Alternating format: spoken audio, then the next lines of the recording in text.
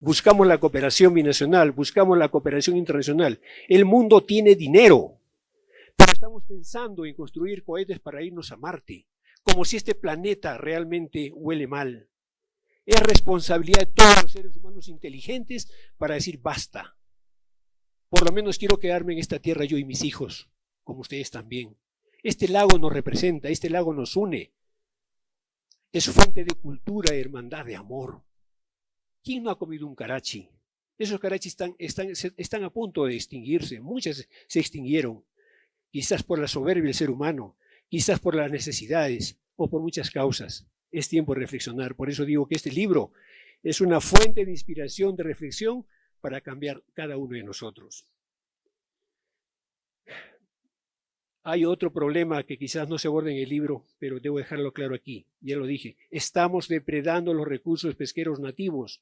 Nuestra rana gigante cada vez es menos, nuestro zambulidor, nuestros carachis, 30% de la 30 años, 90% de los volúmenes de extracción han disminuido. Solamente nos quedan 6 especies de las 20 o más que reporta la literatura. No se respetan las vedas en el Perú. Aquí en Bolivia no tenemos vedas. El trabajo de la LT es construir una veda binacional, una política que entre todos podamos salvar estas especies. Si continuamos por este camino, las consecuencias serán cada vez más severas. Pérdida de biodiversidad, crisis pesquera, impacto en la salud pública y un deterioro irreversible en la calidad de vida de los pobladores circunlacustres. Mucha gente que vive en el ámbito circunlacustre no se está dando cuenta, ha aprendido a convivir con la contaminación, un drama cotidiano. Frente a ello, es momento de actuar con inteligencia y compromiso. Palabra de compromiso. Es importante. Pregunto a todos ustedes, ¿cuánto compromiso tenemos nosotros hasta con el jardín de nuestra casa? ¿Cuánto compromiso tenemos nosotros para defender este lago, ese lago que nos pertenece? No es un tema político, es un tema de conciencia de todos los ciudadanos. ¿Cuántos han pensado que este lago que nos representa lo estamos afectando? Muchas veces camino por el campo y veo a las personas adultas. Se me entristece el corazón. Pero también para generar conciencia ambiental desde la educación, que es la herramienta clave para formar ciudadanos responsables, críticos y respetuosos de su entorno. El llamado de este libro es claro: unámonos todos por el Titicaca. Estamos todavía a tiempo de revertir el daño y de asegurar que este lago sagrado, orgullo de los peruanos y bolivianos y del mundo, porque nadie tiene un lago a esta altitud, continúe siendo fuente de vida, cultura, esperanza y hermandad. Muchas gracias.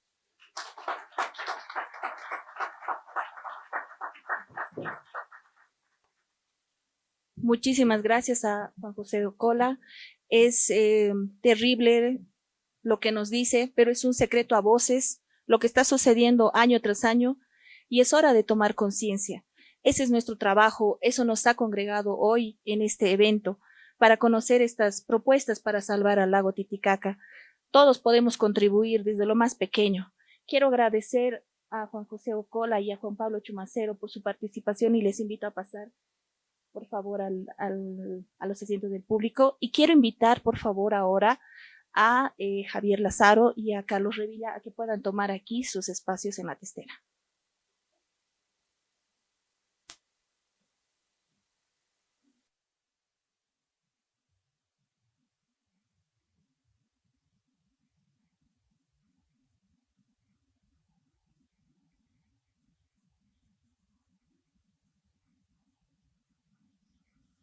Vamos a empezar con la presentación de Javier Lázaro. Él es doctor en oceanografía biológica y en ecología acuática. Fue científico del Instituto Francés de Investigación para el Desarrollo durante 45 años. Actualmente es especialista ambiental en la Autoridad Binacional Autónoma del Sistema Hídrico del Lago Titicaca, Río Desaguadero, Lago Popo y Salar de Coipasa, ALT. Desde 1979 investiga el funcionamiento ecológico del lago menor, los mecanismos de eutrofización y su control, y además de colaborar con varias actividades que tienen que ver justamente con el tema del lago Titicaca. Quiero invitarle, por favor, a que pueda tomar la palabra.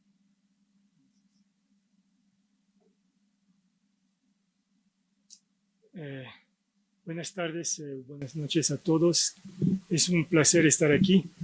Primero voy a leer un texto que he preparado para no olvidar lo que tenía que decir.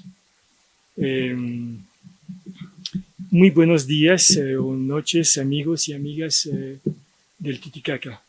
Primero agradezco a la Fundación Tierra, al Instituto IADI, a IRD, a la ALT, a Diaconía y al Espacio Patiño por acoger esa iniciativa, a las autoridades y cada persona aquí reunidas por compartir esta preocupación y esta esperanza. Hoy presento este libro no como un producto cerrado, sino como un llamado abierto, urgente y esperanzador. Un llamado a actuar juntos ahora para salvar el lago menor del Titicaca y todo el lago, obviamente, que es la joya de los Andes y espejo de nuestras contradicciones. ¿Por qué ese libro? Puedo tal vez pasar la presentación al comienzo, la segunda imagen. Voilà. Yeah. Okay. Entonces aquí está lo que voy a presentar ahora. ¿Por qué este libro? Porque durante las últimas décadas, trabajando como limnólogo del IRD, el Instituto Francés de Investigación para el Desarrollo, los últimos años en la ALT y recorriendo el litoral del lago Menor, he sido testigo de su degradación alarmante. El envejecimiento, que se llama eutrofización en palabra científica, avanza. Los vertidos urbanos se acumulan, los cuerpos de agua pierden oxígeno, se llenan de microalgas y hasta de cianobacterias. Eso no es un destino, es el resultado directo de decisiones y omisiones humanas. Pero también es una oportunidad porque si el problema es humano, la solución también lo es. Este libro es un puente entre el conocimiento científico y la acción política y social. Contiene diagnósticos precisos, pero también propone soluciones viables, inspiradas en experiencias exitosas. Por eso, les voy a compartir 2 ejemplos concretos que nos muestran que es posible recuperar lagos deteriorados. El primer ejemplo es el lago Le Mans, o lago de Ginebra. Es un lago alpino entre Suiza y Francia. Y fue salvado tras 6 décadas de acciones, 6 décadas, 60 años, coordinadas de monitoreo, tratamiento de aguas residuales, legislación especial, que es por la CIPEL, la Comisión Internacional de Protección de las Aguas del Le Mans, y la participación binacional. Después el ejemplo 2 es el lago Paranoá, donde he participado activamente, que es la represa de Brasilia, la capital de Brasil. Se transformó de un cuerpo contaminado con floraciones permanentes de cianobacterias a un ecosistema saludable, gracias a la combinación de ingeniería ambiental y ingeniería ecológica. Y ustedes me van a decir, ¿y el lago Titicaca en todo eso? El lago Titicaca, nuestro lago Titicaca, tiene algo aún más valioso, una historia sagrada, una cultura viva y una función esencial para más de 2 millones de personas. Pero no tendrá futuro si no lo salvamos ahora. El libro que les presento propone una hoja de ruta adaptada a nuestra realidad, con acciones técnicas, sociales, institucionales concretas para la recuperación del litoral del lago Menor. No es una utopía, es una propuesta fundamentada, realística y urgente.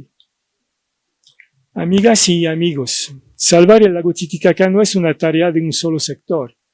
Necesitamos la acción decidida de los gobiernos, ministerios, universidades, cooperación internacional, municipios, organizaciones sociales y ciudadanos ribereños. Y tal vez es el más importante. Tiene que ser respaldada por un presupuesto nacional dedicado a esa región donde viven 1/10 de la población boliviana. Eso no hay que olvidar. Este libro es una invitación a caminar juntos, a construir confianza, a sumar saberes y a actuar sin demora que impulse a tomar la mejor decisión política. Termino con una convicción: el lago Menor aún puede ser salvado, pero no esperemos que otros lo hagan por nosotros. Nuestras contribuciones individuales sumarán. Les agradezco su atención, su compromiso y su presencia hoy. Que este evento sea el inicio de un nuevo ciclo de responsabilidad compartida. El lago nos necesita para recuperarse y nosotros también necesitamos al lago para nuestro bienestar y vivir mejor. Dedico ese libro a los valientes habitantes del lago Titicaca. Muchas gracias.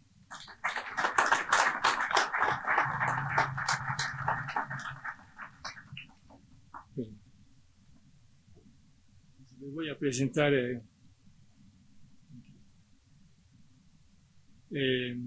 voy a presentar el primer ejemplo, porque a mí me ha parecido importante mostrar que se puede recuperar un lago que está deteriorado, eutrofizado,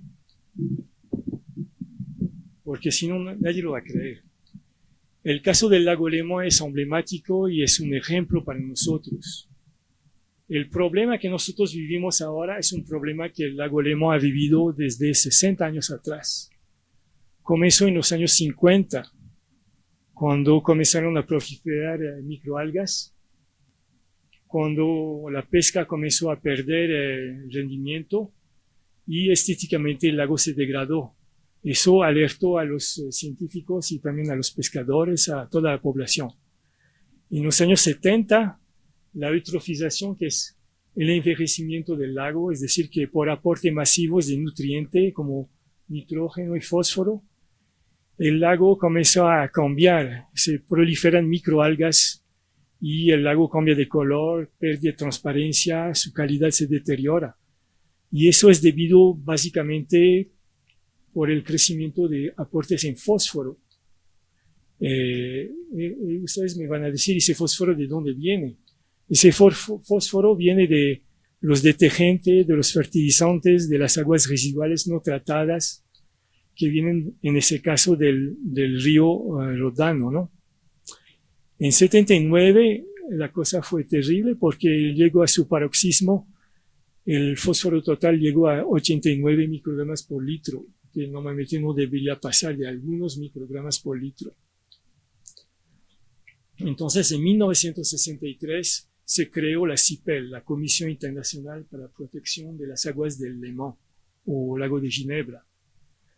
En comparación, aquí en Bolivia y Perú, la ALT fue creada en 1996. El lago Lemán tiene 89 kilómetros cúbicos de volumen. El Titicaca tiene 10 veces más.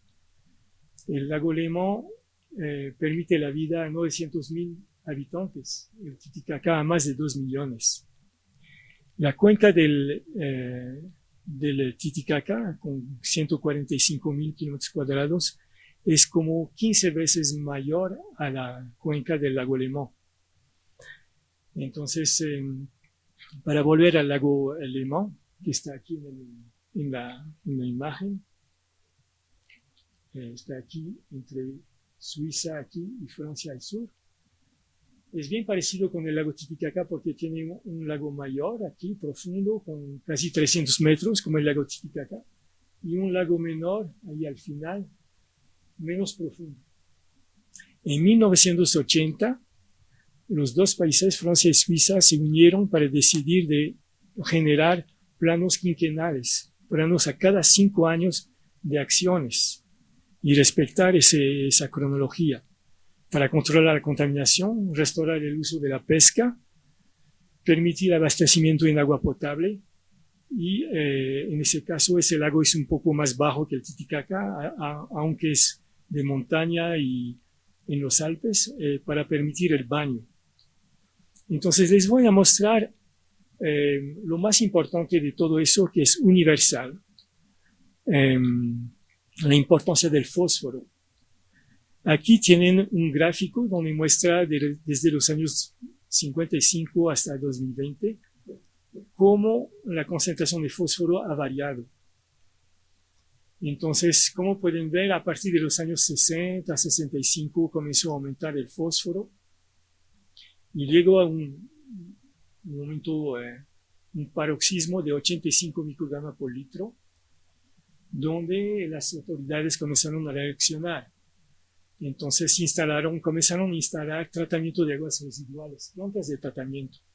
Y como pueden ver, hubo una pequeña mejoría, más a los pocos años volvió a subir de nuevo. Entonces ahí se tomó plena conciencia del problema y Suiza primero determinó la prohibición de fosfatos en detergentes. Parece nada, mas aquí no tenemos eso. Aquí ni en los paquetes de detergentes se tiene la composición. Francia tomó más tiempo, mas como pueden ver, a partir de la prohibición de los fosfatos, comenzó a iniciar una caída brusca del fósforo. Francia demoró como 15 años más para tomar la misma decisión y hoy en día el nivel de fósforo ha llegado al objetivo que tenía Francia y Suiza, más o menos 15 a 20 microgramos por litro. Paralelamente, como pueden ver, Suiza en 1970 decidió que era obligatorio tener tratamiento de agua para toda la población. Y como pueden ver, eso fue una decisión porque hubo una crisis de tifus. No es chiste, es tifus.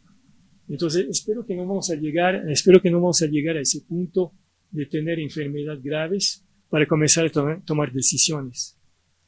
Después, en los años 2000, Suiza llegó a una cobertura de tratamiento de agua residual de 98% de la población. Solamente 2% de la población no tenía tratamiento de agua. Aquí estamos lejos de eso.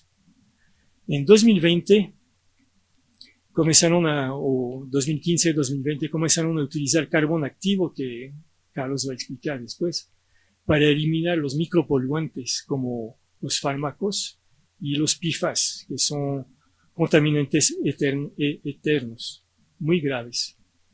Y controlar el fósforo, que voy a hablar bastante del fósforo aquí, se puede controlar a través de aplicación de sal de aluminio o sal de hierro y que forma un precipitado, un precipitado con el fósforo que es inerto y lo elimina. Después hay que filtrar.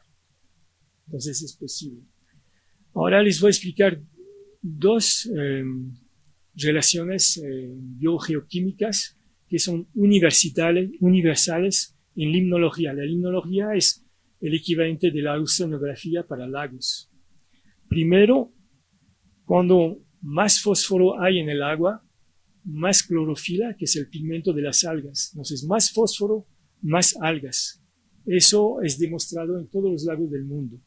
Aquí, por ejemplo, se puede ver una diferencia. Lagos con peces piscívoros, que son peces que consumen otros peces. En ese caso, la pendiente es menor, no crece tanto el fitoplancton, las microalgas, ¿no? Cuando no tiene peces piscívoros, el crecimiento es mayor. Entonces, el fósforo determina realmente el estado de producción de un lago, cualquier sea ese lago, en cualquier parte del mundo. El lago Titicaca mismo, si es un lago de altura, frío, etcétera, responde a lo mismo. Y eso es la respuesta del rendimiento de la pesca en vertical en función del fósforo. Como pueden ver, arriba de 5 microgramos por litro no hay casi relación entre la captura de peces y la concentración de fosfato, en ese caso, ¿no? El fósforo disuelto. Mas cuando se baja de 5, comienza a haber una baja de rendimiento. Entonces, el fósforo realmente dicta cómo funcionan los lagos. Los resultados de 60 años de trabajo de la CIPEL aquí están, a nivel ambiental. Consiguieron bajar el fósforo total de unos 90 microgramos por litro hasta 19 ahora. reducieron la clorofila, que es el pigmento o la biomasa de las microalgas, considerablemente, que no muestro aquí. La transparencia aumentó del agua. La calidad del agua potable, el agua volvió a ser de calidad potable. Permitió allá natación segura, pesca recreativa, actividades turísticas y recreativas. Al nivel de pesquería, las especies más valiosas del lago se recuperaron, gracias también al repoblamiento de peces nativos criados en piscifactorías. Exactamente lo que está haciendo la ALT ahora con Orestias, ¿no? Resultado social, eso es bien importante porque el lago ha recuperado su capacidad de generar agua potable para 900.000 habitantes. Obviamente ustedes me van a decir, sí, más es el lago Lemán, Suiza, mucho recurso, la gente rica allá. Sí, más han tomado la importancia de tener un lago limpio, porque mira después, la gente ha vuelto a ser orgulloso de su territorio, de su lago, que es un símbolo de calidad de vida. Se han desarrollado clubes de natación, recreación urbana, orgullo local para promover un recurso limpio. Aquí podemos hacer exactamente lo mismo. Entonces, para mí y mis colegas, el lago Lemán, esos lagos de alpinos recuperados, son modelos para recuperar el lago Titicaca. Nosotros estamos como 60 años después del problema del lago Lemán, frente a exactamente la misma situación. No hay nada peculiar a lo que estamos viviendo aquí. Después el segundo ejemplo es entonces donde he participado activamente en los años 90 con mi colega Fernando Starling, que era un biólogo de la compañía de tratamiento de aguas de Brasilia. Aquí tienen una imagen aérea de Brasilia que pueden ver. Brasilia es una ciudad construida de la nada por Oscar Niemeyer, un arquitecto y genial. Ha creado una ciudad que tiene la forma de un avión. Aquí está su cuerpo, que son los ministerios, y las salas son las habitaciones. Y cuando comenzó a construir el lago, se dio cuenta que el lugar era muy seco. Entonces represaron los ríos de esa región para crear el lago Paranoá. Aquí está el Palacio de Alvorada del presidente, ¿no? Entonces, como explicaba antes, la compañía de tratamiento instaló una estación de tratamiento aquí y otra aquí, con tratamiento terciario. El tratamiento terciario es eliminar 95 a 99% del fósforo y nitrógeno. Normalmente es el máximo que plantas de tratamiento pueden conseguir. Lastimosamente vimos con mi colega, con Fernando, que no era suficiente porque el problema seguía. Había poblaciones de cianobacterias permanentes, a pesar de eso.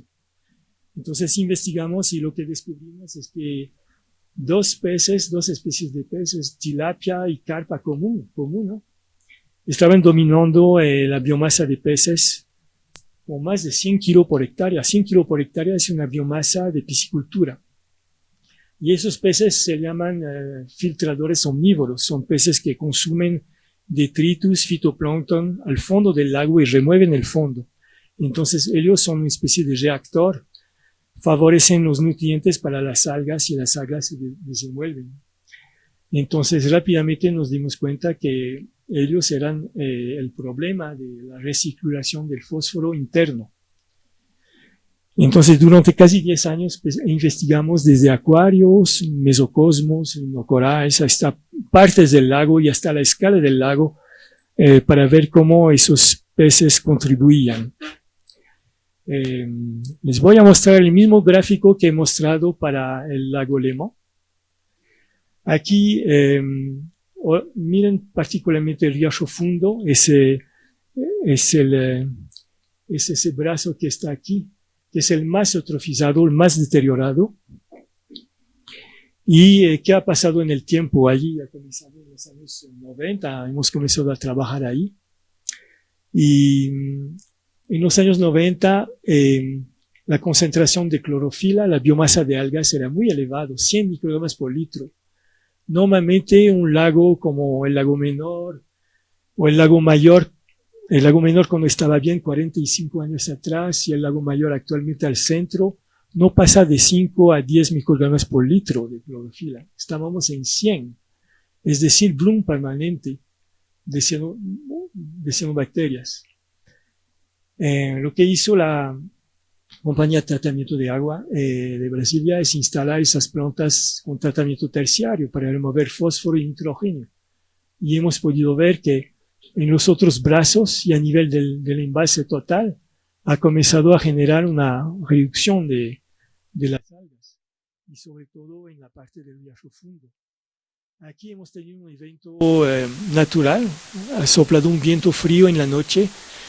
Las aguas de superficie se han enfriado, se han vuelto más pesadas, se han ido al fondo y las aguas del fondo sin oxígeno han subido a la superficie y 300 toneladas de peces se han muerto. Eso creo que ha levantado la preocupación de todo el mundo en Brasilia, porque se encontraba peces muertos en las orillas, un olor terrible.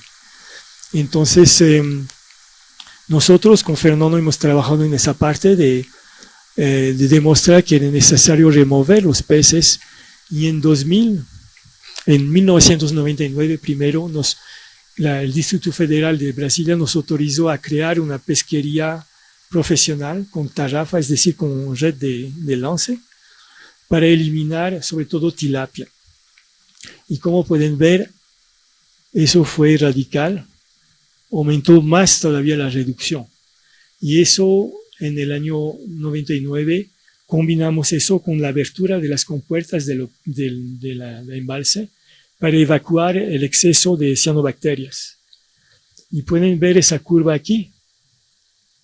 25 años atrás, todavía continúa. Ahora la gente hace sport acuático, subacuático.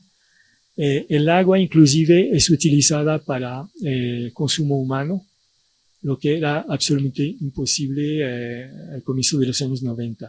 Les voy a mostrar un pequeño video de la red Globo, es la televisión brasilera la más importante, donde habla mi colega Fernando Starling y explica lo que ha pasado, lo que hemos hecho, y está en portugués, entonces hemos puesto subtítulo en español.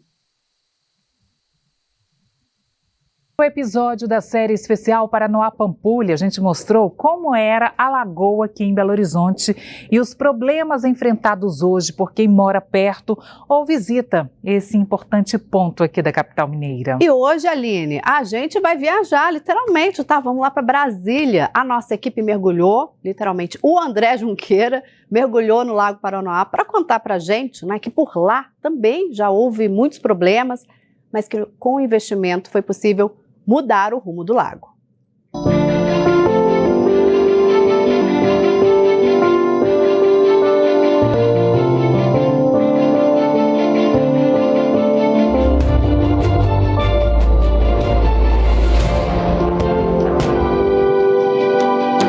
Já pensou se a água que você vê hoje na Lagoa da Pampulha fosse desse jeito? A gente está navegando pelo Lago Paranoá em Brasília, que já foi tão sujo quanto a lagoa em Belo Horizonte.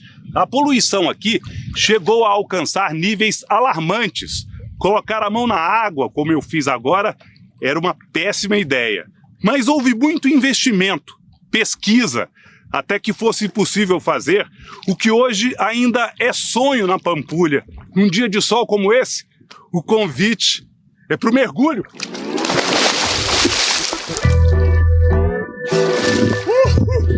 Tá fria, mas tá boa demais.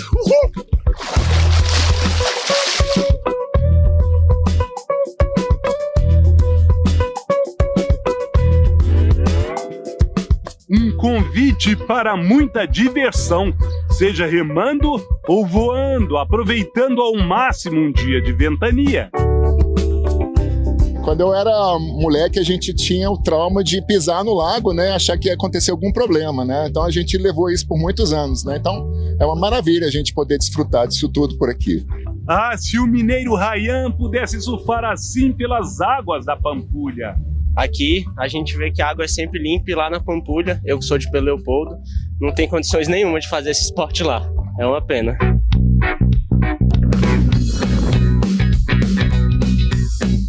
É diversão para toda a família, as crianças adoram.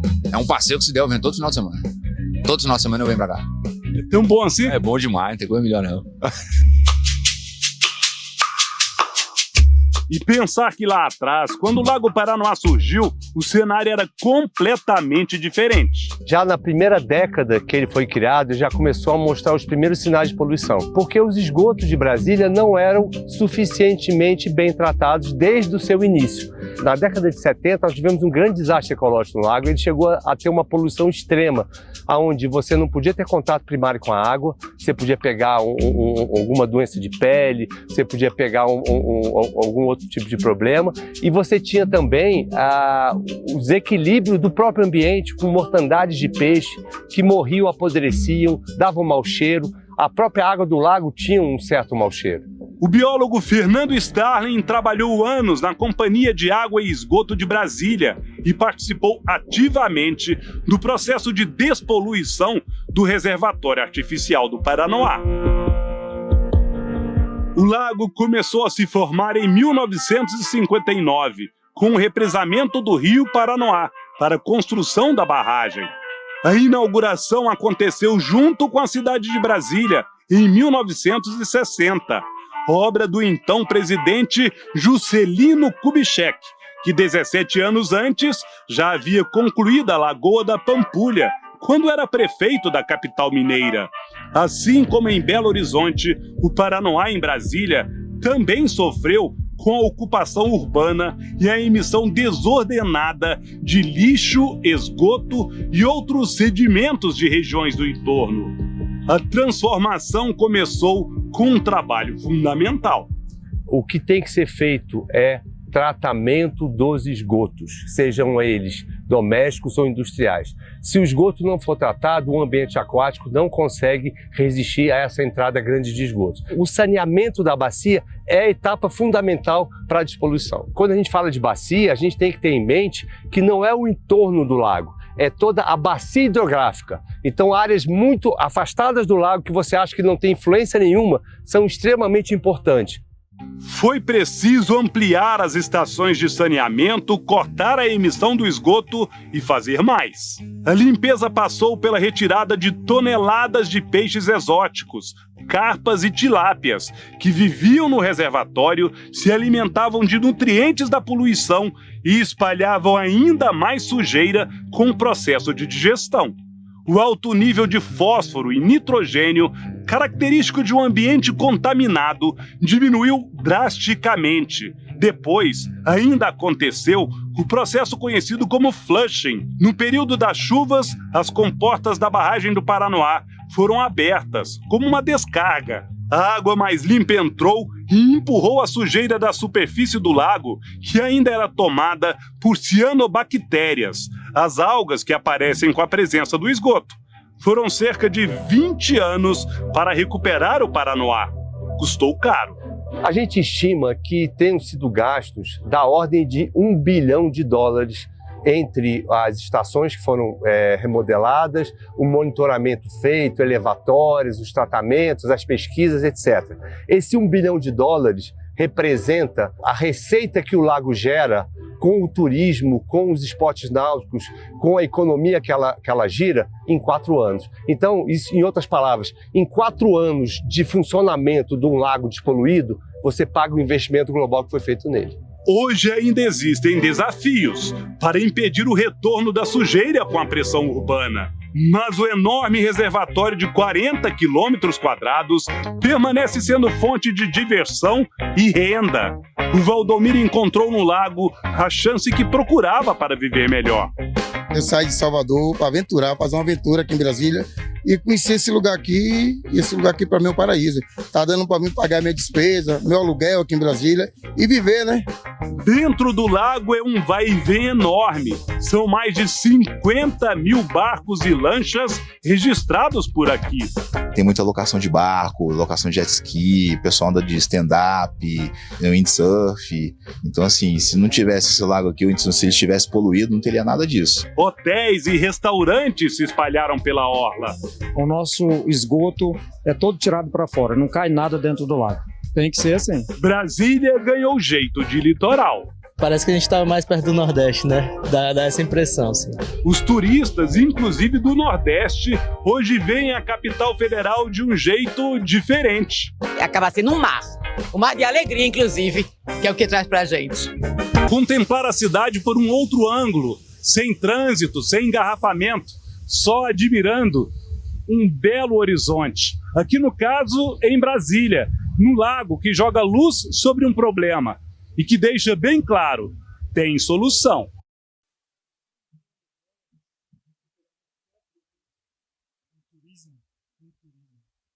Penso que aqui no lago Titicaca estamos sentados en una mina de oro sin saber. El turismo puede recuperar ese lago y cómo han podido ver las sonrisas de las personas, los que venden alimento en la calle, los que tienen restaurante, hotel, todo eso es una economía que genera el lago y la felicidad. El plan piloto original de Niemeyer era de 500.000 habitantes. Hoy tiene más de 2 millones, más que viven en un entorno que es muy lindo. Obviamente el lago Paranoá es la vitrina de Brasilia. Brasilia es la capital de Brasil. ¿Por qué el lago Titicaca no podía ser la vitrina de Perú y Bolivia? Una vitrina, por lo menos. Entonces, ahora voy a ir para el libro, es una reflexión nomás. Para sintetizar, lo que hemos visto es que han tenido que hacer la compañía de tratamiento de agua de Brasilia. Modernizar las plantas, llegar hasta un nivel de tratamiento terciario para remover todo el fósforo y nitrógeno de las cuencas, es decir, arriba de cada río tiene que ser limpio, no puede llegar nada al lago. Después, cuando eso es realizado, se puede pensar en bombear el agua para agua potable. Ese investimiento que ha hecho la KSB en 20 años de 1.000 millones de dólares, recuperado en 4 años de turismo, en un lago pequeño comparado con el Titicaca, ¿no? Y si todavía el lago Paranoá no está en la lista de las maravillas de la UNESCO, por lo menos uno puede ver el conjunto de paisaje y arquitectónico, cómo es lindo. Y eso realmente marca el estilo de la capital de Brasil. Podemos hacer lo mismo aquí. Cuando hicimos el proyecto no pensamos apenas en un proyecto ecológico, mas ha tenido mucho más resultados.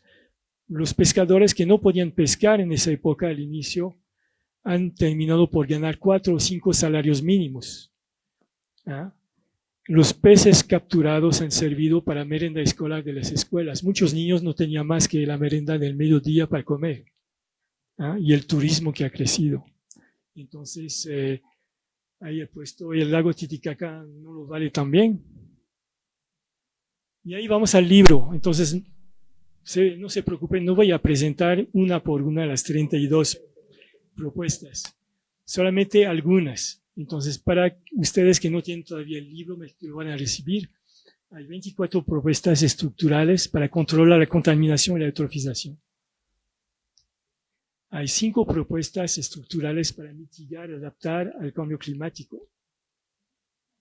Y hay 8 propuestas no estructurales, es decir, social, de comportamiento, para controlar la contaminación y la eutrofización y el cambio climático a través de cambio de comportamiento y respeto a la naturaleza. Lo que ustedes conocen más es, obviamente, la planta de tratamiento de Puchucollo, a izquierda. planta enorme que supuestamente tenía que tratar las aguas de todo el Alto, mas el Alto ha crecido demasiado. Y cuando la planta fue inaugurada ya tenía una capacidad inferior a la población de la ciudad del Alto y sigue retrasada en relación a lo que debería ser. Eso es en el Río Seco. Al frente, en el Río Seco, está la construcción de la planta de Táchira, en el Río Seco, ¿no? Mas no está terminada, no está funcional.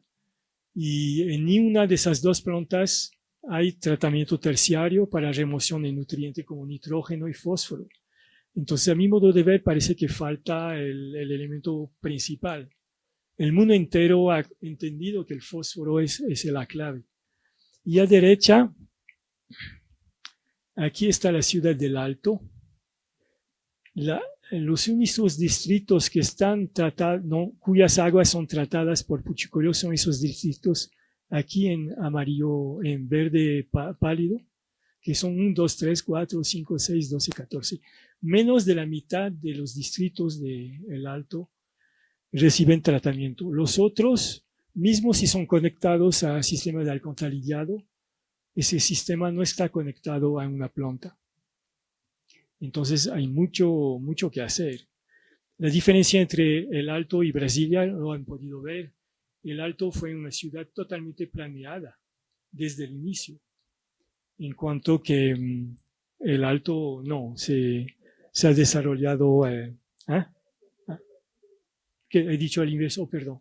Brasilia ha sido creado desde el inicio y obviamente el Alto se ha desarrollado como ha podido, no. Hemos visitado una de las plantas, de las 14 plantas mini plantas de tratamiento que está diseñando el Ministerio del Medio Ambiente a través de la unidad de gestión de la cuenca Catari.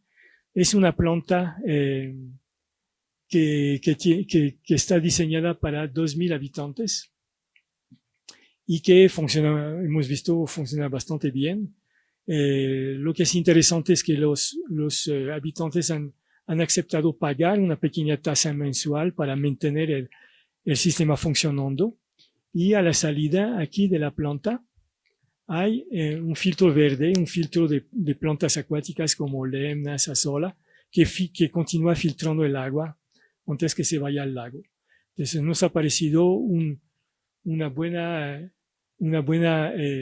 tecnología, porque obviamente no se puede replicar plantas como Puchucolio en todo el altiplano. Hay municipios que son pequeños, 2.000 habitantes, hay comunidades más pequeñas todavía cerca del lago, es imposible tener una planta única. Entonces la idea es aumentar, descentralizar las plantas de tratamiento a través de lo que se llama plantas de tratamiento compactas, como pueden ver aquí en las imágenes. Son plantas de tratamiento que son instaladas dentro de contenedores marítimos de 40 pies. Entonces, que son transportables, se puede transportar donde se necesita y cuando no se necesita, se los puede remover. Y se puede construir pequeñas aducciones con tubos de PVC para pequeñas comunidades. Y los sistemas de filtración, de depuración del agua son varios. Hay ultrafiltración con membrana, filtración y desinfección con ultravioleta, filtración con arena, carbón activo y desinfección, tratamiento biológico multifase, oxidación avanzada con oxígeno, ozono y ultravioleta. Y ese proceso es muy sofisticado. No va a llegar aquí porque hay que elevar la temperatura del agua a su máximo y aplicar presión. Entonces la tecnología existe. Algo que es chocante en el Alto es de ver que, como lo ha resaltado Juan Pablo, hay tantas industrias familiares clandestinas en la ciudad que obviamente no tiene condiciones de tratar sus aguas residuales. Entonces, un plan debería ser reunir esas industrias en una zona industrial conectada a una planta que puede tratar esos contaminantes y tener un personal calificado que opera. Eso es urgente hacer eso. Si continuamos con empresas que continúan contaminando los ríos, no tiene fin. Eso es el trabajo de Carlos. Aquí una visión aérea de un río llenado de botellas PET, y aquí el sistema que ha diseñado Carlos y Yadi. Una biobarda es una red que contiene botellas plásticas también y que retiene todo el material plástico que está llegando ahí, y la gente lo que recupera lo recicla, y con el recurso que genera pueden continuar reciclando. Entonces es un proyecto que funciona ya.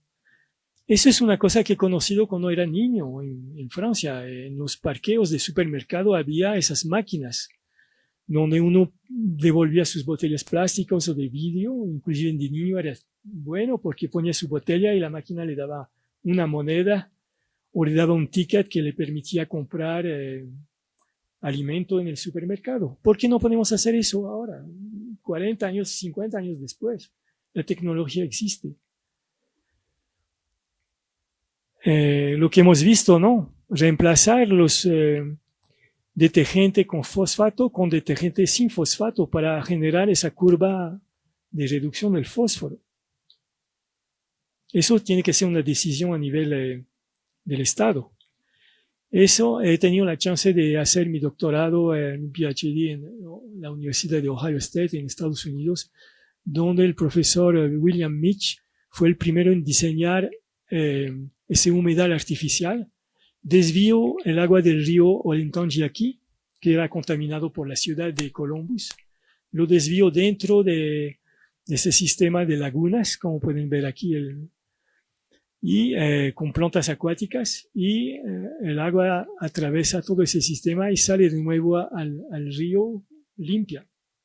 Y eso hoy día representa un humedal de referencia, un humedal experimental, científico, y se ha replicado en todo el mundo, inclusive el profesor Mitch, que infelizmente falleció en febrero, ha replicado eso a mayor escala en la península de Florida, que es un inmenso humedal. Aquí son los restos de un prototipo que el Maya ha diseñado para el lago Menor, frente a Keguaya, donde se ve totoras con un sistema flotante, mas nunca se midió el resultado de la eficiencia de ese sistema. Y aquí el mismo sistema, más con macrófitas emergentes, otras macrófitas por una industria que se llama Biohaven, Inglaterra, que aplica en varias partes del mundo y que funciona, muestra que puede depurar aguas. Y eso es un sistema muy interesante que a mi modo de ver deberíamos aplicar para el lago, es tener un colector circunlacustre de un alcantarillado que recupera alrededor del lago todas las aguas que pueden llegar por los ríos o de manera difusa al lago, recupera todo para que no se vayan al lago, y al final de ese colector tener plantas de tratamiento y sistemas de humedales artificiales. Eso aquí en la foto es un lago de Italia, más hay varios lagos como el lago de Annecy o de Bourget en Francia. El lago Léman tiene eso, el lago Erie en Estados Unidos lo tiene. Y aquí es una peculiaridad, es que allá en Europa muchas veces se mezclan las aguas de lluvia con las aguas residuales y se trata todo eso.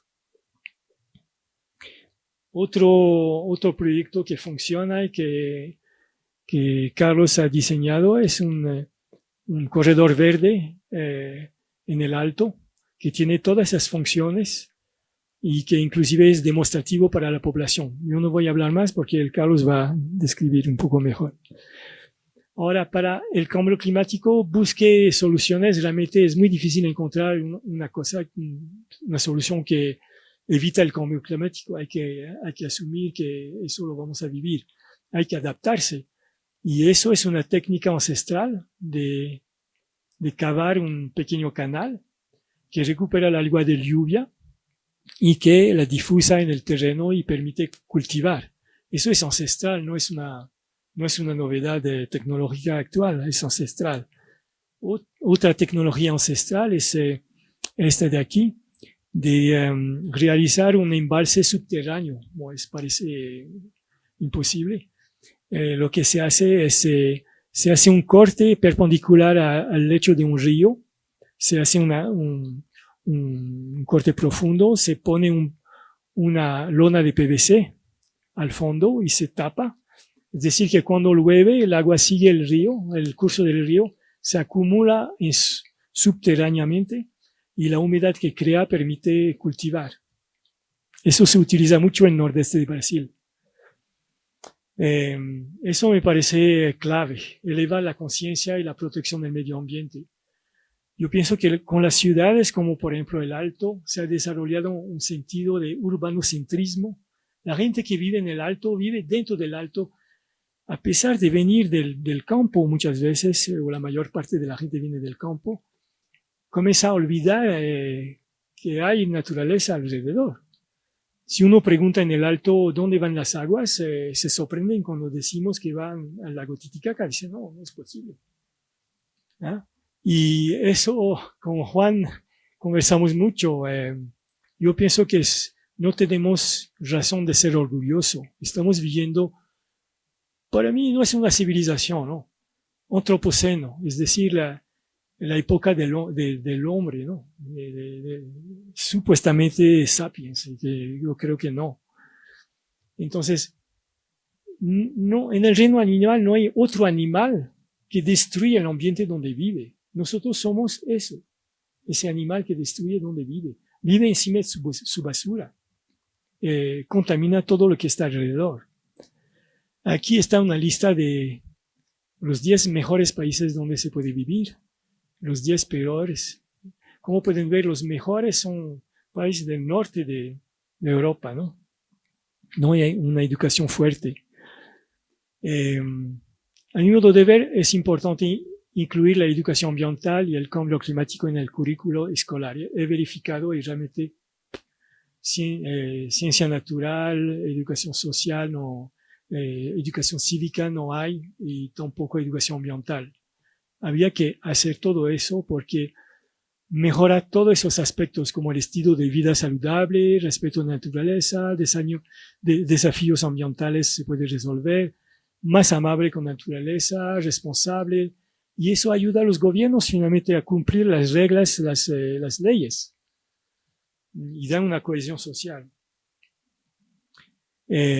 Importante también es hacer participar la sociedad al monitoreo de los ambientes.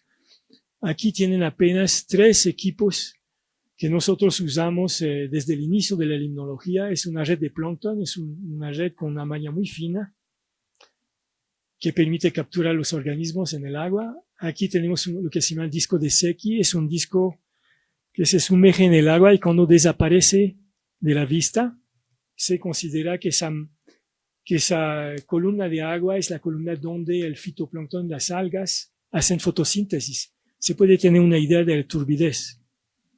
Y esa botella aquí es un sistema que permite a varias profundidades de colectar muestras de agua y analizar.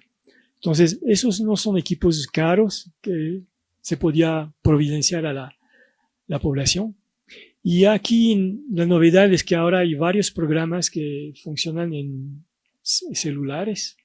Ese, por ejemplo, Hidrocolor, que midiendo, tomando una foto de una referencia como un color gris, una foto del agua y una foto del cielo, el sistema les puede decir en qué estado está esa masa de agua.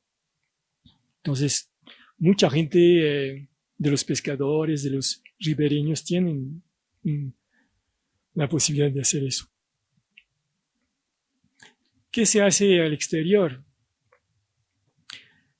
Tenemos que seguir, hay muchas investigaciones, a veces es difícil conseguir los resultados, mas ¿qué investigación aplicada tenemos que promover? Todo lo que es sobre microplásticos, antibióticos, resistencia a antibióticos como resistencia a algunos champiñones resisten a los antibióticos. Eso es grave para nuestra salud. Los PFAS, que son esos contaminantes eternos que existen en toda la vida moderna. superbacterias, superhongos que resisten. No sabemos hasta ahora el COVID está en el agua residual. ¿Qué tipo de organismos específicos existen en las plantas de tratamiento en altura de aquí? ¿Cómo funcionan esas mini petars? ¿Son eficientes o no? Aquí podemos desarrollar una economía circular en el campo. Usar totora no solamente como filtro, como material de construcción, papel, embalaje, como la gente lo hacía antes. Y monitorar con equipos de limnología y satélite, monitorar el estado del agua. Se puede ahora. Finalmente, incentivar un turismo ambiental cultural responsable. Eso va a crear nuevos empleos. No podemos hablar de miseria al borde del lago Titicaca. No tiene sentido. No puede haber miseria.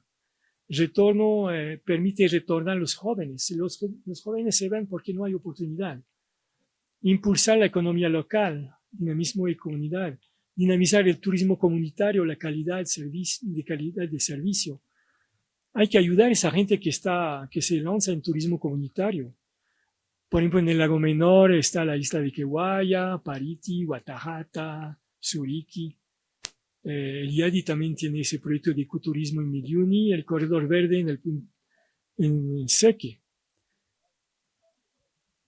Y ahora la conclusión. He tratado de resumir aquí buena parte del libro. Los diferentes tipos de sitios mineros como minas de Miliuni. Obviamente hay que cerrar ese pasivo ambiental minero. No puede continuar de contaminar porque está en el circuito del río Seco hasta el lago. Después las plantas de Puchucoyo-Tacachira. Hay que aumentar su capacidad y hasta un nivel de proyección hasta 20 o 30 años de aquí. No sirve para nada decir el alto es 1 millón, vamos a hacer una planta para 1 millón. No. Hay que prever para 2 millones, para lo que será en 30 años. Hay que implementar tratamiento terciario para remover esos nutrientes como el fósforo. Ampliar el alcantarillado. Todavía se puede en el alto porque muchas avenidas todavía no están terminadas. Construir humedales artificiales y eliminar las conexiones clandestinas. Después, todas esas desembocaduras de río, uniones de río, ahí se puede implementar plantas compactas, humedales construidos, alcantarillado, el sistema circular de circunlacustres para recuperar las aguas deterioradas antes que vayan al lago. Mini petar, que hemos visto de Viacha, Pucarani, terminar esas. Pucarani está terminado, Viacha y las otras no. Carlos va a hablar. Y hay que, sobre todo, garantizar tasa municipal. La gente tiene que estar consciente que eso es tan importante como la luz, gas, agua potable. Es necesario tratar aguas. Y para finalizar, las industrias legales y clandestinas, hay que construir parques industriales para tratar esas aguas. El lago Titicaca a mi modo de ver, es un patrimonio universal, no solamente de Perú y de Bolivia. Es realmente un lago único que atrae mucha atención de los colegas de afuera. Mensaje para casa, lo que ustedes tienen que guardar. Todas esas soluciones que hemos mostrado, y no están las 32, tecnología existe, las técnicas sobre usando principios de naturaleza existen, lo hemos mostrado. Hay mucho más que 24, mas no funcionarán si no cambiamos nuestro comportamiento, si no cambiamos nuestro paradigma de funcionar con la naturaleza, es decir, educación. Como hemos visto, controlar el fósforo es indispensable. Sin eso no vamos a llegar a nada. Y se requiere, entonces. Ahí está. Son los comentarios que duelen. Voluntad política. Hemos visto hasta ahora que El lago no interesa a nadie. Bueno, el lago no interesa a nadie, sobre todo a los estados, los gobiernos, ¿no? La situación actual de Bolivia es dramática y poco se puede esperar de un financiamiento nacional. Entonces, eso sería un mundo ideal, conseguir un financiamiento nacional. Muy poco probable. Entonces, tenemos que contar sobre cooperación internacional, mecenas, que es la realidad actual para llegar a eso. Y tiene que llegar a una escala que es la escala del lago, de la cuenca y de los habitantes. Y lo que tenemos que hacer primero, antes de embarcarse en proyectos monstruosos, caros, es comprobar la eficiencia de las soluciones que hemos propuesto, haciendo experimentos pilotos a escala menor. Lo más importante, obviamente, en todo eso es educación ambiental. La gente tiene que estar convencida que tiene que proteger el medio ambiente. Para eso tenemos que capacitar profesores, formar líderes. Y finalmente, el respeto al medio ambiente es de todos, toda la sociedad. Eso va a ayudar. Y tenemos que desarrollar un turismo responsable y sostener las personas que lo promueven, ¿no? Gracias.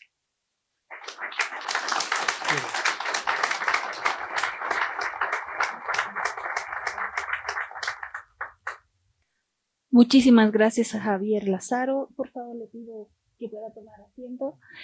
Ahora quiero, por favor, pedir a Carlos Revilla que tome la palabra. Él es antropólogo de la UMSA, máster en estudios de desarrollo de Ginebra, Suiza, docente de la maestría de población y desarrollo del CIDES y de la maestría de trabajo social de la UMSA, es actual director del Instituto de Investigación y Acción para el Desarrollo Integral IADI. Actualmente implementa proyectos de investigación y tecnologías para la mitigación socioambiental en la cuenca Catari y lago Titicaca, con comunidades de El Alto, Viacha, Laja, Pucarani y Puerto Pérez, además de universidades nacionales y extranjeras.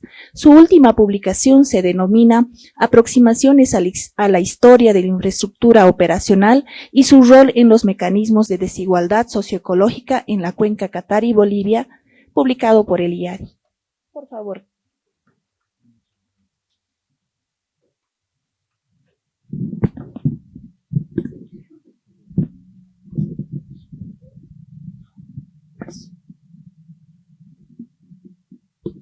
Ahí estamos.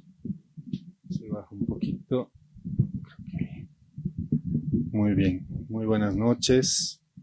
Muchas gracias a todas y todos. Quiero agradecer especialmente a Juan Pablo Chuacero, director de Tierra, y a todo su equipo por hacer posible este encuentro. Quiero agradecer también a Juan José Ocola, de la Autoridad Binacional del Lago Titicaca, por supuesto a Javier, ¿no?, nuestro maestro y amigo, que probablemente es la persona que más años ha trabajado investigando la situación del lago Titicaca en el país.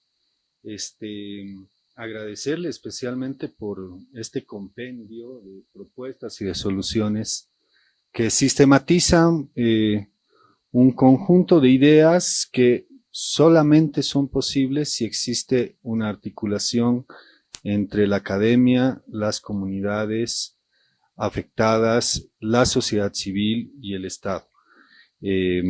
Creo que es sin duda un llamado a la acción, es un llamado a ponernos en práctica respecto a la situación de lo que está sucediendo en el lago Titicaca y en nuestra cuenca, y también es probablemente un enorme incentivo el hecho de que este libro se presente casualmente en el primer Día Mundial de los Lagos, declarado el día de hoy, que es una coincidencia grata y afortunada, porque seguramente vamos a recordar bastante este día, y vamos a recordar también las tareas que nos está encomendando Javier. Creo que es sumamente grato y gratificante ver esta convocatoria de un público tan diverso, de distintos sectores, pero también algo sumamente importante, de las comunidades también que están presentes, las comunidades del lago Titicaca, pero además yo diría que tenemos la fortuna en esta ocasión de poder vincularnos en torno a el lago Titicaca como un símbolo de lo que es el ser paceños, ¿no? Y lo que nos articula en torno a nuestra identidad, yo creo, para los próximos 50 años. Es un momento, yo creo, de inflexión que va a permitir articular nuestras propuestas desde el campo y la ciudad, pero también unirnos después de un proceso tan complejo en este país de división y de separación entre un área metropolitana que, vale la pena decirlo, está dividida en dos cuencas, pero que sin duda construye su identidad en torno a este cuerpo de agua que, dicho sea de paso, tiene una importancia cultural, ambiental fundamental. Es el lugar donde ha surgido la civilización en los Andes centrales. Estamos hablando de una importancia arqueológica de la cuenca Catari sumamente importante. Las culturas Chiripa, la cultura Chiripa y Tiwanaku, que se han desarrollado justamente alrededor del lago Menor, son un referente de la importancia histórico y cultural de este espacio, pero también tenemos en este espacio de la cuenca Catari a la segunda conglomeración urbana más importante del país, ¿no? Tenemos el área de conurbación entre el Alto y Viacha, pero también de los municipios del Alto, Viacha, Laja, Pucarán y Puerto Pérez, con una población superior al 1.000.000 de habitantes que nos está marcando realmente hacia dónde se va a dirigir el país y el occidente del país, el liderazgo del occidente del país en los próximos 50 años. El planificar a partir de las propuestas que nos está definiendo Javier es fundamental, porque el problema del lago Titicaca no es un problema rural, no es un problema de las comunidades campesinas indígenas. Tenemos que entender que el problema del lago Titicaca, así como de los ejemplos de los lagos que nos ha mostrado Javier, es un problema fundamentalmente urbano. Y esto pasa necesariamente por una cuestión no solamente de soluciones basadas en la naturaleza, habría que añadir que son soluciones basadas en la naturaleza, en la ciencia y en la cultura las que tenemos que implementar, pero también considerar que no vamos a poder resolver estos problemas si no nos planteamos un nuevo modelo de gobernanza para los próximos 50 años. Y este nuevo modelo de gobernanza tiene que tener la capacidad de trascender el municipalismo que nos ha marcado hasta ahora, pero también fortalecer a las comunidades en procesos de participación junto con la academia en un espacio de decisión de pares de uno a uno, en el cual las decisiones no sean únicamente transitivas y que no entendamos que el problema que va más allá de los límites de mi municipio ya no es mi problema. Es fundamental un espacio de articulación, si es posible una mancomunidad al nivel de la cuenca Catari y otra mancomunidad al nivel de la cuenca del río La Paz para enfrentar los serios problemas que estamos abordando. Nos hemos preocupado y es sumamente importante seguir haciendo esto, preocuparnos de lo que sucede en la Amazonía, sin duda preocuparnos de lo que sucede en la Chiquitanía como paceños y prestarle toda la atención a ese asunto. Pero acá, en la puerta de la casa, en Viacha, tenemos explotación minera cooperativista sumamente preocupante, ilegal, con contaminación de arsénico, que está afectando a las comunidades y las está desplazando violentamente hacia la ciudad en un ciclo de repetición de las desigualdades socioecológicas en esta cuenca, pero también con grave riesgo, no solamente ya para el lago Titicaca, sino para el acuífero que nos alimenta de agua potable a las ciudades de Viacha y al sur del Alto. Entonces, nuestra preocupación por este lago no es solamente una cuestión de resolver el tema turístico y ambiental, que dicho sea de paso, cuando nosotros vamos al lago vemos en cierto modo la parte más bonita e interesante, pero los invitamos a visitar las comunidades de Chojasibi, de Lucurmata, de La Caya, de Chiluyo, entrando por Tambillo, no necesariamente yendo hacia Tiwanaku, sino antes para conocer lo que está pasando en esta zona, para darnos cuenta del enorme problema ambiental que tenemos. 7.000 toneladas de plástico se vierten cada año 7.000 toneladas de plástico en los ríos de la cuenca. Y esas toneladas de plástico van a parar justamente a las comunidades de la Cuenca Baja y se acumulan en esa zona, junto con plantas invasoras y todas las aguas residuales de las actividades del Alto Viacha, Laja y Pucarán. Eso no puede continuar, porque justamente está afectando a las comunidades, las está desplazando, hay un proceso de desplazamiento ambiental de las comunidades en la Cuenca Baja, y los invitamos a conocer esta problemática, los invitamos a visitar lo que está pasando aquí, porque es fundamental que este problema se detenga.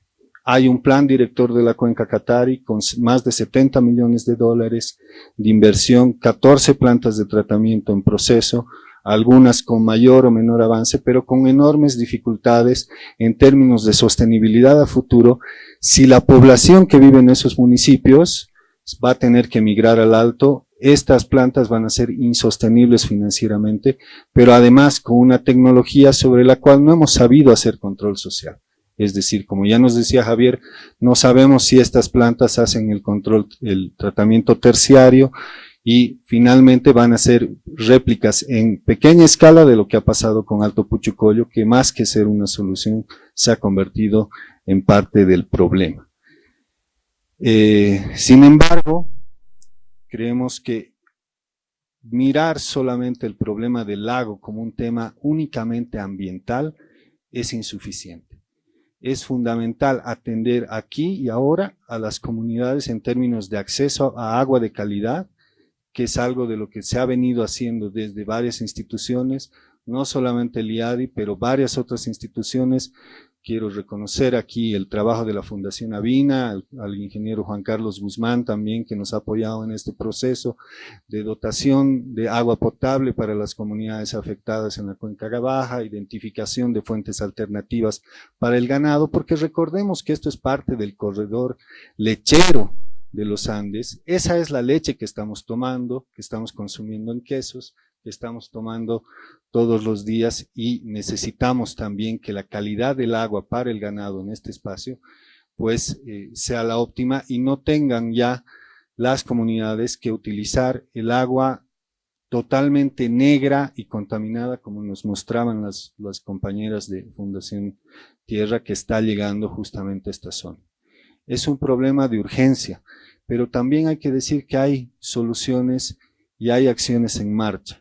Acciones impulsadas por las propias comunidades, el tema de las biobardas, ya lo he mencionado, el tema de las plantas de tratamiento. Hay varias instituciones como Prodiasur, que están acá presentes, las compañeras, impulsando el tema de la cosecha de agua, la siembra de agua, alternativas para las comunidades en términos de agroecología, que hay que visitar, hay que conocer y hay que recuperar.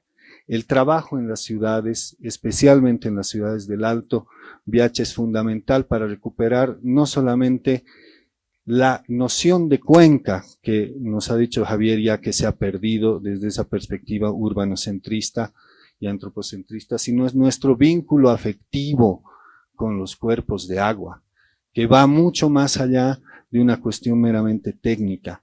No es solo conocer a dónde va el agua del río, sino entender que ese río es una fuente de vida para nuestras comunidades urbanas y rurales, y que si ahora es un factor de contaminación por el cual las comunidades del campo nos acusan a la ciudad del Alto de ser el factor de contaminación, sea también el elemento que nos reconecte, que nos recomunique, como son los ríos, que básicamente tienen esa función, y que nos ayuden a plantear soluciones.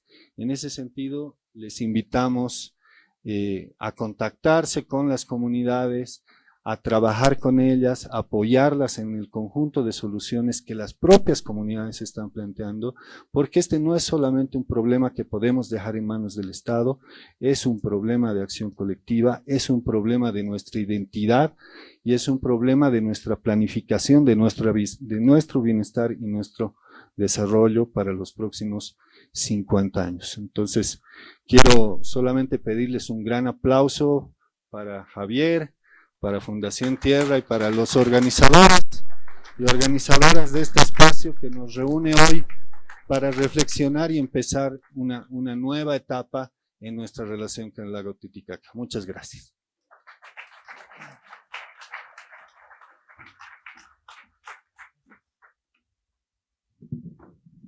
Muchísimas gracias a Carlos Revilla por las palabras, por la explicación, que nos ha dado una visión social, sobre todo, ¿no? Sobre la problemática que hay justamente en esta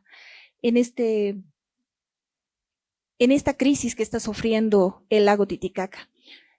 Como ustedes saben, nosotros en estos espacios siempre abrimos el micrófono para que ustedes que se están tomando el tiempo de asistir a este evento puedan participar. Entonces vamos a hacer una ronda de 3 participaciones. Les pido por favor la recomendación de siempre que puedan ser breves en los comentarios o en las consultas para que la mayor cantidad de personas puedan participar, por favor.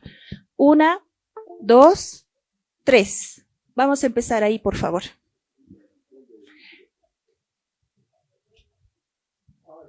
No hablo tan fuerte, hablo fuerte, pero no tan fuerte. Si me permite, Hola, sí, creo que está bien. Ya, y disculpen que sea tan entrometido, ¿no? Pero una felicitación al autor de este libro, Propuestas para salvar el lago Titicaca, importantísimo.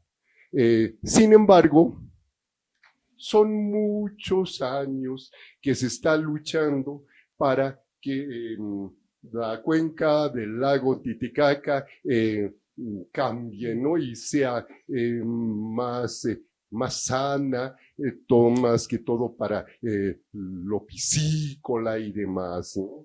Ahora, las plantas de tratamiento importantísimos, y ustedes se han referido extensamente al Alto, ¿no? Pero yo creo que aparte de la cooperación internacional, es los estados de Perú y Bolivia que tienen que tratar sobre el lago Mayor Chucuito, sobre el lago menor Hueñaymarca, ¿no? Ponerse un poco de acuerdo. Ahora yo he vivido un tiempo en Copacabana.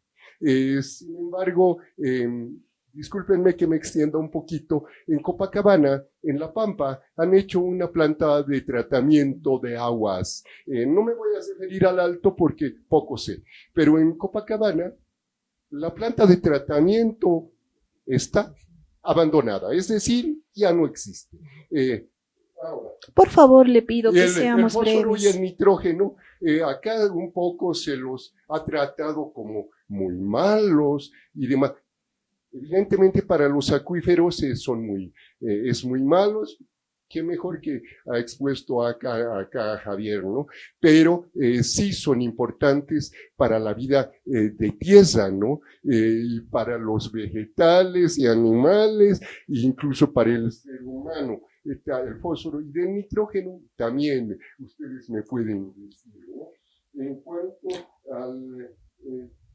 hay tecnología, y eso es importantísimo. Pero no solamente es la tecnología, sino la cooperación ambiental y la organización de los países. Nos quedamos medio con la boca abierta ante lo que ocurre con el lago Ginebra entre Francia y Suiza, ¿no? Como ahora es un Le agradezco mucho por por favor. Con cisnes y todo eso, por favor, vamos terminando su intervención. Pero y también en el estado de Brasilia, en el lago Paraná, ¿no? Lo que quiero decir es que ellos son países mejor organizados. Muchísimas gracias, por favor, le pido. Les agradezco mucho su comprensión por haberme extendido. Muchas gracias. El señor, por favor. Quien les habla es Franz Guzmán de la Asociación Defensora del Medio Ambiente de La Paz, adjunto a la Liga de Defensa del Medio Ambiente. Quiero primero agradecer a Fundación Tierra y a quien ha escrito este documento. Nos pone al día la necesidad de trabajar del sitio Samsar, que es el lago Titicaca, sino trabajar por el sistema TDPS, lago Titicaca, Desaguadero, lagos Popó, Oruro y Salar de Coipaz. La Paz, Oruro, Potosí. En tal sentido, Este documento nos pone al día respecto a la necesidad de trabajar en todo el sistema TDPS conjuntamente con Perú, ALT. ALT ya tiene el diagnóstico, el plan de acción y nos pone en vigencia este documento para trabajar con el nuevo gobierno. Estamos de manera oportuna nuestras plataformas sociales para trabajar con el nuevo gobierno. No en el lago Titicaca, sino en todo el sistema TDPS. Estamos trabajando con comunidades, tanto de La Paz como de Oruro y Potosí. En Oruro hemos hecho limpieza del lago Ururu y no tiene agua. Una pequeña, un poco chistoso que quiero decirles, con las comunidades que somos tradicionales, en época de sequía, ya estamos en época de sequía, está bajando el nivel del lago, subimos a la montaña a hacer nuestra hualincha, con los espíritus, y pedimos a nuestros dioses titulares que llueva. Y en el mes de febrero, cuando hay mucha agua, subimos a las montañas para pedir a nuestros espíritus que ya no llueva. Entonces, eso no es producto del niño, de la niña, es producto de la actividad antropogénica. En tal sentido, este documento nos pone al día para tratar con el nuevo gobierno a nivel del Congreso. Aquí tenemos a una senadora, la licenciada Cecilia Zequena, quien ha sido autora de la pausa ecológica, el tema de los incendios, a quien ha sido autora de la pausa ecológica de 10 años para no quemar.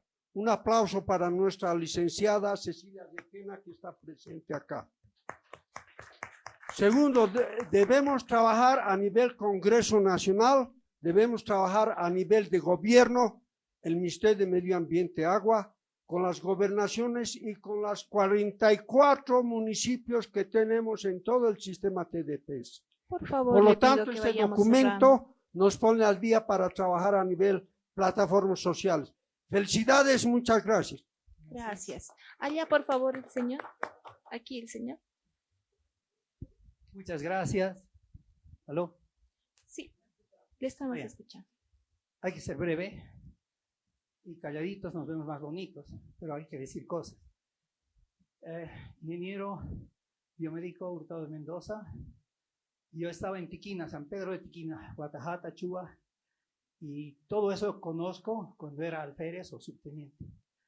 Y allá vimos con mis queridos marineros de la Fuerza Naval Boliviana, hemos visto cómo algunos estimados hermanos peruanos estaban moviendo los hitos y hemos tenido problemas. Y hemos puesto los hitos ahí mismo. Después de casi 23 años de que me retiré de Estados Unidos, he vuelto y he visto que esa isla al lado de Tiquina está con piedritas blancas y ya pertenece al Perú. ¿Y qué sucede con la contaminación? Chucuito, Cusco, Puno, tienen buenas industrias, pero contaminantes con detergentes y con pinturas. Entonces, ¿qué sucede? Todo eso del lago de Chucuito va por el estrecho de Tiquina al lago de Huinaymarca. Titipara es Huinaymarca y también es parte de Chucuito. El resto de Chucuito es el lago mayor, es más grande. Y ahí viene harta contaminación que ellos piensan que va a bajar a Bolivia. Se queda en Perú y en Bolivia. O sea que Perú y Bolivia, cuidemos el lago Titicaca, como usted dice, perfectamente. La segunda, geoestrategia, y voy a terminar, no se preocupe. Palabrita, ¿no? Palabrita naval. ¿Qué va a pasar? Que hay 40,000 hermanos peruanos en el Alto, y ahí son muy buenos, pero también son muy especiales. Están contaminando. Pero lo más triste que es en el desaguadero, 35,000 hermanos peruanos contra 5,000 bolivianos. ¿Dónde está cuidar las fronteras? ¿Dónde está cuidar el agua? La tercera guerra mundial ya está comenzando. Es por las aguas del Silala, por las aguas en Rusia, el problema de Ucrania, con los judíos en Ñantajo y todo eso que hacen a los palestinos y todo eso. Y es por agua. Sin agua nos morimos. 75% de mí y de ustedes es agua. igual de las plantas. Lo que ha pasado en esos lagos, yo conozco el lago de Garda, estuve estacionado en Vicenza, Italia, por 3 años. Los alemanes han hecho el movimiento verde y lo han limpiado el lago de Garda. Y así usted, todos estos lagos, qué belleza. Ojalá que el Titicaca, Dios mediante, esté limpio para nuestra amada Bolivia y nuestro hermano Perú. Gracias. Muchas gracias. Les invito tal vez a Javier y después a Carlos a hacer un comentario final para ir cerrando este evento. Les recuerdo que vamos a hacer entrega de los libros con las fichitas que se les han entregado al registrarse al inicio del evento. Por favor, Javier, un comentario final. Monseñor, quería responder un poco porque lo que usted dice que la contaminación de Puno está llegando al lago menor, eso no, no es posible. Nosotros a través de imagen de satélite con Javier Maldonado que está aquí, podemos ver que el 96% del lago Titicaca entero está bien. Únicamente el litoral del lago Mayor, sobre todo las partes poco profundas, Chucuito, más aquí tenemos la bahía de Coana, tenemos todo el litoral del lago Menor, es mucho mayor que la bahía de Chucuito, está contaminado por la ciudad del Alto, con la corriente que va de la bahía de Coana hasta el sur, pasa ahora en la península de Taraco, se junta con la contaminación de Tiwanaku, Huaki y Desaguadero, más lo que usted dice de la contaminación que viene de la bahía de Puno es imposible. Nosotros acabamos de pasar 3 días monitorando la bahía interior, la bahía mayor, y eso no es verdad. La contaminación se queda en la bahía menor, no pasa el canal de Chimú, felizmente, y no llega a la estación de bombeo de Chimú. Entonces, eso no existe.